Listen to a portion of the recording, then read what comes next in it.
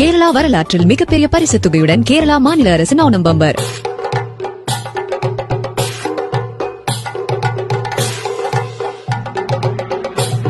Ticket விலை ரூபாய் 500. முதல் பரிசு ரூபாய் 25 கோடி. இரண்டாம் பரிசு 20 பேருக்கு தலா 1 கோடி. மூன்றாம் பரிசு 20 பேருக்கு தலா 50 லட்சம். நான்காவது பரிசாக 10 பேருக்கு தலா 5 லட்சம். ஐந்தாவது பரிசாக 10 பேருக்கு தலா 2 லட்சம். ஆறாவது பரிசாக தலா 5000 ரூபாய் 54,000 பேருக்கு மற்றும் பல கவர்ச்சிகரமான பரிசுகளும்.